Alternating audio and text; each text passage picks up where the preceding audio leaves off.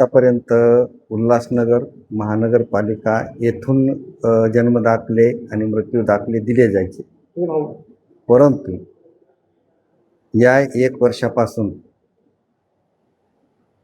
मध्यवर्ती रुग्णालय उल्हासनगर या कॅम्पसमध्ये जन्मलेले बाळं आणि घडलेल्या मृत्यूच्या घटना, जन्म आणि मृत्यूचे प्रमाणपत्र याच दवाखान्यातून दिले जातात आणि रोजचे इव्हेंट घडलेले हे रोजच्या रोज नोंदणी केली जाते. आज जन्मलेले बाळं, तेवढ्या बाळांची नोंदणी जन्माचे पोर्टलवर केली जाते आणि जन्माचे प्रमाणपत्र प्रिंट करून डिस्चार्ज कार्डाचे सोबत मातेच्या हातामध्ये जन्माचे प्रमाणपत्रही दिले जाते.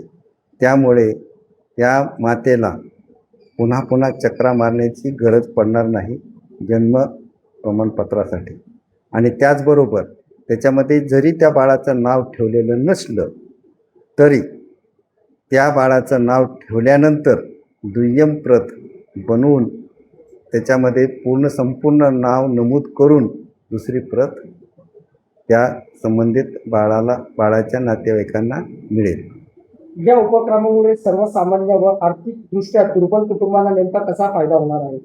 याचा एकच फायदा होणार आहे. पहिली प्रत जी आहे आम्ही बिना नावाची दिलेली जन्म प्रमाणपत्राची, ती मोफत दिली जाते आणि नंतरचे नाव ठेवून जे प्रमाणपत्र द्यायचं आहे तर ती फक्त 20 रुपये सरकारच्या फीसप्रमाणे भरून ते रुग्णांच्या नातेवाईकाला मिळते.